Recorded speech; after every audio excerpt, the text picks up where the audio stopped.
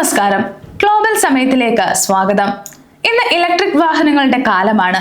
പരിസ്ഥിതി സൗഹാർദ്ദമാണ്, ഇന്ധന ചെലവ് കുറയ്ക്കാം എന്നൊക്കെ കരുതി നമ്മളിൽ പലരും ഇപ്പോൾ ഇലക്ട്രിക് വാഹനങ്ങളിലേക്ക് മാറിക്കൊണ്ടിരിക്കുകയാണ്. എന്നാൽ യുഎസിലെ ഇലക്ട്രിക് വാഹന ഉടമകളെ കാത്തിരിക്കുന്നത് വലിയൊരു തിരിച്ചടിയാണ്. ലോകത്തെമ്പാടും വാഹനങ്ങൾക്ക് പ്രോത്സാഹനം നൽകുമ്പോൾ ഇലക്ട്രിക് വാഹനങ്ങൾക്ക് പ്രത്യേക വാർഷിക ഫീസ് ഏർപ്പെടുത്താൻ ഒരുങ്ങിയിരിക്കുകയാണ് യുഎസ് ഹൗസ് ജനപ്രതിനിധികൾ പുതിയൊരു നിയമനിർമ്മാണവുമായി മുന്നോട്ട് വന്നിരിക്കുകയാണ്. എന്താണ് ഈ നിയമം? ഉടമകൾ എത്ര തുക അടയ്ക്കേണ്ടി വരും? എന്തിനാണ് ഇങ്ങനെ ഒരു തീരുമാനം കൊണ്ടുവന്നിരിക്കുന്നത് എന്നാണ് നമ്മൾ ഇന്ന് നോക്കുന്നത്. യുഎസ് ജനപ്രതിനിധി സഭയിലെ റിപ്പബ്ലിക്കൻ ഡെമോക്രാറ്റിക് പാർട്ടികൾ സംയുക്തമായാണ് ഈ പുതിയ ബില്ല് അവതരിപ്പിച്ചിരിക്കുന്നത്. രാജ്യത്തെ റോഡുകളുടെ അറ്റകുറ്റപ്പണികൾക്കും പുനരുദ്ധാരണത്തിനുമായി ഫണ്ട് കണ്ടെത്തുക എന്നതാണ് ഇതിന്റെ പ്രധാന ലക്ഷ്യം. ഈ പുതിയ നിർദ്ദേശപ്രകാരം പൂർണ്ണമായും ഇലക്ട്രിക് ആയ വാഹനങ്ങളുടെ ഉടമകൾ വർഷം തോറും $130, അതായത് ഏകദേശം 10,800 ഇന്ത്യൻ രൂപ വാർഷിക ഫീസായി അടയ്ക്കണം. ഇത് കൂടാതെ പ്ലഗ് ഇൻ ഹൈബ്രിഡ് മോഡൽ വാഹനങ്ങൾ ഉപയോഗിക്കുന്നവർ വർഷത്തിൽ $35 അടയ്ക്കേണ്ടി വരും. റോഡുകൾ ഉപയോഗിക്കുന്നതിന് എല്ലാത്തരം വാഹന ഉടമകളും തങ്ങളുടെ ന്യായമായ പങ്ക് നൽകുന്നുണ്ടെന്ന് ഉറപ്പാക്കാനാണ് ഈ നീക്കമെന്ന് അധികൃതർ വ്യക്തമാക്കുന്നു.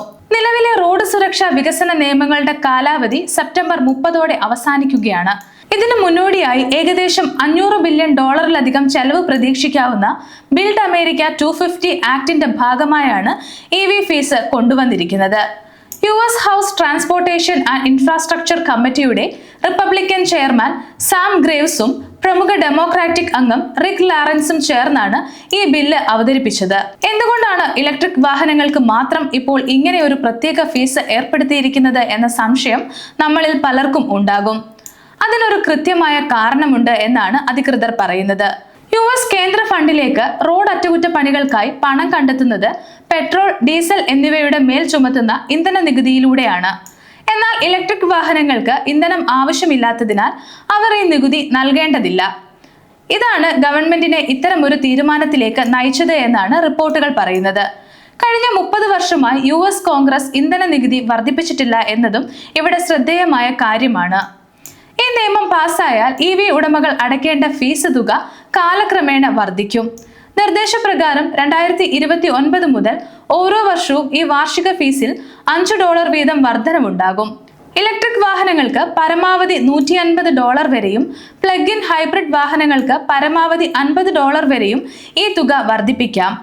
അതായത് വരും വർഷങ്ങളിൽ ഉടമകളുടെ കയ്യിൽ നിന്നും കൂടുതൽ പണം പോകും.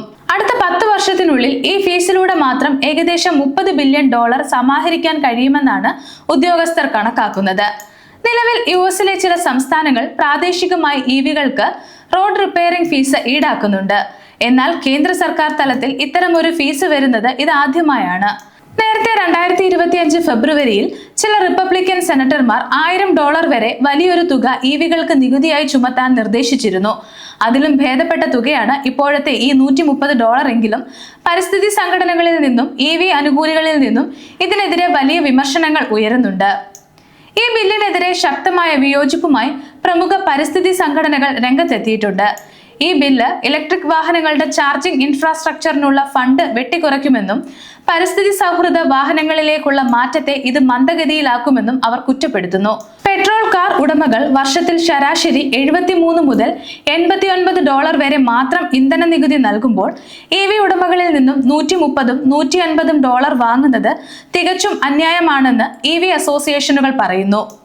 ഈ ബില്ലിൽ ഇലക്ട്രിക് വാഹന ഫീസ് കൂടാതെ മറ്റൊരു പ്രധാന കാര്യം കൂടിയുണ്ട്. ഡ്രൈവർ ഇല്ലാത്ത ട്രക്കുകൾ, കൊമേഴ്ഷ്യൽ വാഹനങ്ങൾ, ഓട്ടോണോമസ് ബസ്സുകൾ എന്നിവയ്ക്കായി കൃത്യമായ സുരക്ഷാ മാനദണ്ഡങ്ങൾ ഏർപ്പെടുത്താൻ ഡിപ്പാർട്ട്മെന്റ് ഓഫ് ട്രാൻസ്പോർട്ടേഷൻ ഈ ബില്ല് വഴി ആവശ്യപ്പെടുന്നുണ്ട്. എന്നാൽ കൊച്ചുകുട്ടികൾ യാത്ര ചെയ്യുന്ന സ്കൂൾ ബസ്സുകളിൽ ഡ്രൈവറില്ലാ സാങ്കേതിക വിദ്യ പൂർണ്ണമായും അനുവദിക്കില്ല. കുട്ടികളുടെ സുരക്ഷ മുൻനിർത്തി ഓട്ടോണോമസ് സ്കൂൾ ബസ്സുകളിൽ നിർബന്ധമായും ഒരു ഹ്യൂമൻ ഓപ്പറേറ്റർ ഉണ്ടായിരിക്കണം എന്ന കർശന വ്യവസ്ഥയും ഈ ബില്ലിലുണ്ട്.